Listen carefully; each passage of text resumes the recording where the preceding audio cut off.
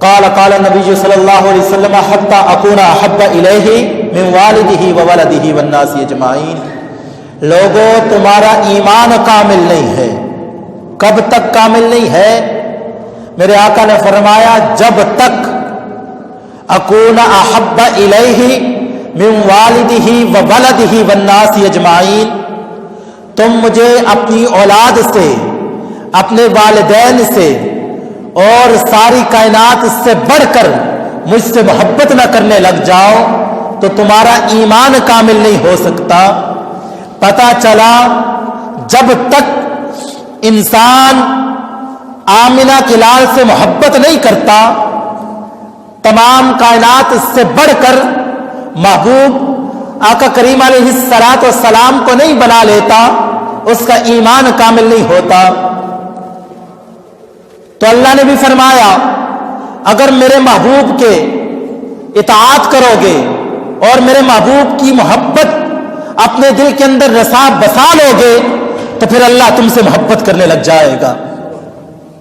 تو اللہ جس سے محبت کرے تو کل بروز قیامت، روز محشر، جب نفسا نفسی کا عالم ہوگا، سورج سوا نیزے پر ہوگا، تو اللہ تبارک و تعالی جس سے محبت کرتا ہوگا اپنے محبوب کی وجہ سے اللہ اس کو بغیر حساب و کتاب کے جنت عطا فرما دے گا. اگر بندہ اللہ کے محبوب سے محبت نہیں کرتا اور آقا کریم علیہ الصلوۃ والسلام کی ذات کے اندر عیب اور نقص نکالتا ہے، میرے آقا کریم علیہ الصلوۃ والسلام ہر انسان، ہر حیوان، ہر چرند پرند کی بولیوں کو سمجھتے تھے. حدیث مبارکہ میں آتا ہے، حضرت انس بن مالک رضی اللہ تعالیٰ عنہ روایت کرتے ہیں، فرماتے ہیں کہ دوران سفر ہم ایک سفر میں آقا کریم علیہ الصلوۃ والسلام کے ساتھ جا رہے تھے اور ایک صحرا میں ہم رکے اور وہاں دیکھا کہ ایک پتلی آواز آ رہی ہے جو کسی کو بلا رہی ہے، جو کچھ پکار رہی ہے. فرماتے ہیں جب وہ آواز ہم نے ادھر ادھر سے سنی تو دیکھا وہاں کوئی پکارنے والا موجود نہ تھا، پکارنے والا موجود نہ تھا. تو اسی دوران ہم نے دیکھا کہ ایک ہرن باندھی ہوئی ہے جو کسی نے شکار کی اور شکار کرنے کے بعد اس کو باندھ دیا اور وہ حال زبان کے اندر پکار رہی ہے یا رسول اللہ صلی اللہ علیہ وسلم، اس بندے نے مجھے شکار کر کے باندھ لیا ہے، میں چاہتی ہوں مجھے چھوڑا جائے اور میرے چھوٹے چھوٹے بچے ہیں اور میں ان بچوں کو دودھ پلا کے آ جاؤں، وہ بچے کھانے پینے کے قابل نہیں ہیں. تو میرے کریم آقا صلی اللہ علیہ وآلہ وسلم نے اس کی بولی کو سنا اور سمجھا تو میرے آقا نے فرمایا کہ تو کیا ضمانت دیتی ہے، اس چیز کی کیا ضمانت ہے کہ تو واپس آ جائے گی؟ پرندہ اڑ جائے، ہرن اڑ جائے، واپس آنے کا چانس ہوتا ہے؟ نہیں ہوتا. تو میرے کریم آقا نے پوچھا بتا کیا چیز تو ضمانت دیتی ہے، کس کی ضمانت دیتی ہے تو واپس آ جائے گی؟ اگر تجھے کھول دیا جائے تو عرض کرتی ہے یا رسول اللہ صلی اللہ علیہ وسلم وعدہ آپ سے کر کے جا رہی ہوں، اگر کسی اور سے وعدہ ہوتا تو اپنی جگہ، اگر آپ سے وعدہ کر کے نبھایا نہیں تو اللہ تعالیٰ مجھ پر عذاب نازل فرما دے گا. ہرن کو بھی پتا تھا کہ آپ اللہ کے رسول ہیں. تو میرے کریم آقا صلی اللہ علیہ وسلم نے اس ہرن کے مالک کو جس نے شکار کیا تھا بلایا. بلانے کے بعد میرے آقا نے فرمایا کہ یہ آزادی چاہتی ہے، اس کو کچھ دیر کے لیے آزاد کر دو تاکہ یہ جائے اور اپنے بچوں کو، بخاری کی روایت عرض کر رہا ہوں، جائے اپنے بچوں کو دودھ پلا کے پھر واپس آ جائے. تو اس نے عرض کیا رسول اللہ صلی اللہ علیہ وسلم یہ ہرن آپ کی ہی ہے، میں نے آپ کو اجازت دی. تو میرے کریم آقا صلی اللہ علیہ وسلم نے اس ہرن کو آزاد فرما دیا. جب آزاد فرمایا تو وہ گئی اور بچوں کو دودھ پلا کے پھر واپس آ گئی اور آ کر قدمین مصطفیٰ پہ آ کر کھڑی ہو گئی. عرض کرتی ہے یا رسول اللہ صلی اللہ علیہ وسلم آپ مجھے پھر بندھوا دیں. کئی وعدہ کر کے واپس آ گئی، یا رسول اللہ واپس آ گئی ہوں حسب وعدہ، اب مجھے دوبارہ باندھ دیا جائے. تو میرے آقا نے فرمایا اس شکاری کو جس نے شکار کی ہوئی تھی کہ یہ تمہاری ہرن واپس آ گئی, اسے باندھ دو. جب اس نے باندھ دیا تو میرے آقا نے فرمایا اب تو اس کو بیچتا ہے؟ کیا فرمایا؟ اب تم اس کو بیچتے ہو؟ تو جب میرے آقا نے یہ فرمایا تو اس شکاری نے عرض کیا رسول اللہ صلی اللہ علیہ وسلم ہم بھی آپ کے ہیں, یہ ہرن بھی آپ کی ہے, ہماری کیا مجال آپ سے قیمت لیں, ہم بھی آپ کے ہیں, یہ ہرن بھی آپ کی ہے. تو میرے آقا نے فرمایا اسے آزاد کر دو.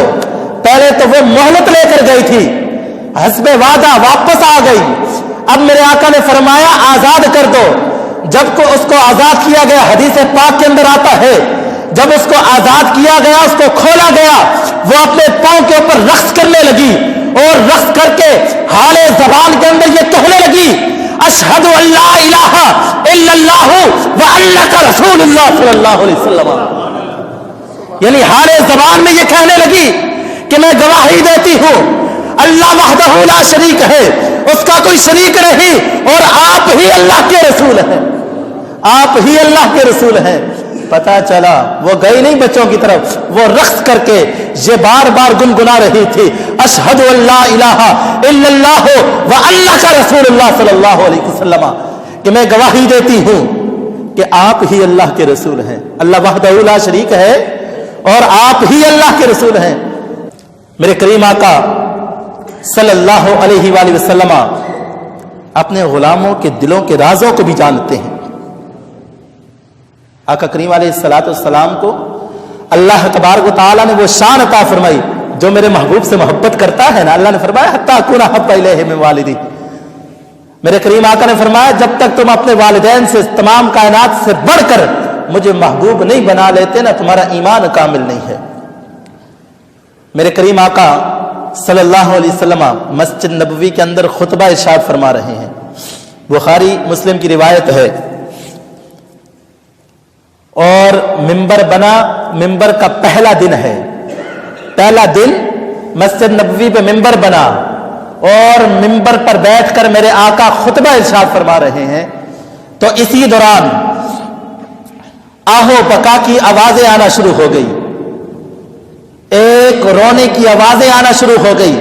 صحابہ فرماتے ہیں ہم نے ادھر ادھر دیکھا, آوازیں آ رہی ہیں, رونے والا نظر نہیں آ رہا. آوازیں رونے کی آ رہی ہیں لیکن یہ پتہ نہیں یہ رو کون رہا ہے, یہ آہو بکا کون کر رہا ہے. فرماتے ہیں جب یہ آوازیں سنی, رونے والا نظر نہیں آ رہا تھا, میرے آقا منبر سے اترے اور آپ نیچے تشریف لے آئے اور آپ نے جا کر ایک سوکھا تنا, سوکھا لکڑی کا تنا ہے, اور وہ دیکھا کہ وہ رو رہا ہے. میرے کریم آقا نے اس کے اوپر اپنا دستے مبارک کو پھیرا اور میرے آقا کریم علیہ الصلوۃ والسلام نے فرمایا میرے غلاموں یہ درخت اس لیے رو رہا ہے, ہم اس کے ساتھ ٹیک لگا کے خطبہ دیا کرتے تھے, آج منبر بن گیا ہے, یہ رونے لگ گیا ہے, یہ آہو بکا کرنے لگ گیا ہے. یا رسول اللہ صلی اللہ علیہ وسلم آپ اب منبر پر تشریف فرما ہوا کریں گے. اب میرے لیے وہ سعادت کے لمحات ختم ہو گئے جب آپ مجھ کے ساتھ میرے ساتھ ٹیک لگا کے خطبہ ارشاد فرمایا کرتے تھے. میرے آقا نے فرمایا غلاموں اگر میں اسے دلاسا نہ دیتا یہ قیامت تک اسی طرح آہو بکا کرتا رہتا. کہو اگر ایک سوکھا تنا محبت مصطفیٰ میں روئے تو آقا کریم علیہ الصلوۃ والسلام اسے اپنے سے جدا نہیں کرتے. اگر کوئی بندہ مومن کریم آقا سے محبت کرے اور عشق کرے تو میرے آقا اس غلام سے کیسے بے خبر ہو سکتے ہیں, اس عاشق سے کیسے بے خبر ہو سکتے ہیں. تو سامعین محترم اس درخت کا نام پتہ ہے کیا تھا؟ است حنانہ, یعنی وہ درخت, وہ سوکھا تنا جس کے ساتھ میرے آقا کھڑے ہو کر خطبہ ارشاد فرماتے تھے. است حنانہ کو میرے آقا نے فرمایا کہ اس کو کاٹ کے میرے منبر کے اندر نصب کر دیا جائے تاکہ یہ جدا نہ ہو, کیونکہ جدائی برداشت نہ کر سکا.